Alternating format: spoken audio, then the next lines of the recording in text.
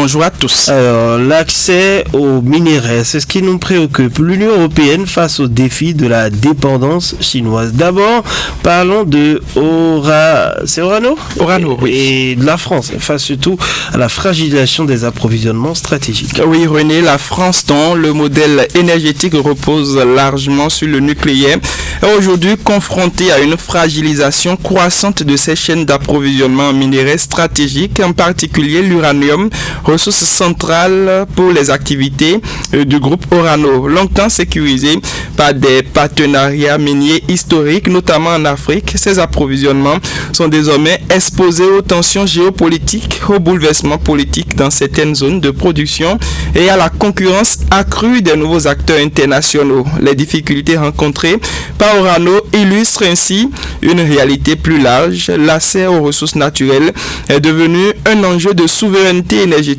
et de crédibilité industrielle. Pour la France, cette situation met en évidence la nécessité de repenser ses stratégies d'approvisionnement dans un environnement mondial de plus en plus instable et concurrentiel. René Soglo. Que de la dépendance européenne face à la domination chinoise des minerais critiques. Au-delà du cas français, l'Union européenne fait face à une dépendance structurelle, comme vous l'avez dit, vis-à-vis de la Chine pour l'accès à de nombreux minerais critiques indispensables à la transition énergétique, à l'industrie numérique, mais également aux technologies de défense. Pékin a progressivement consolidé une position dominante, non seulement dans l'extraction, mais surtout dans le raffinage et la transformation de ses ressources, ce qui lui confère une influence déterminante sur les chaînes de valeur mondiale.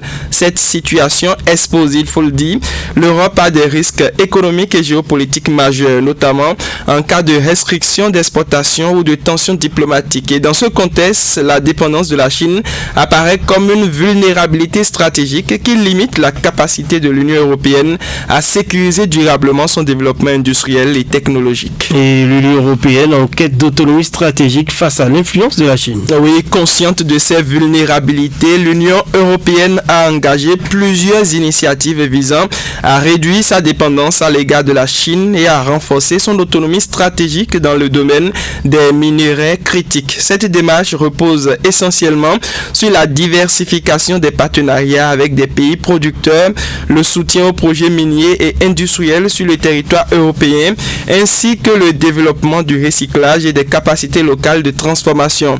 À travers cette disposition, Bruxelles cherche à construire des chaînes d'approvisionnement plus résilientes, alignées sur des valeurs de durabilité, de transparence et de responsabilité environnementale. Si les effets de cette stratégie ne seront perceptibles qu'à moyen et long terme, elle traduit néanmoins une volonté claire de l'Union européenne, celle de reprendre la maîtrise de ressources essentielles et de réduire l'influence d'un acteur unique sur l'avenir industriel de l'Europe.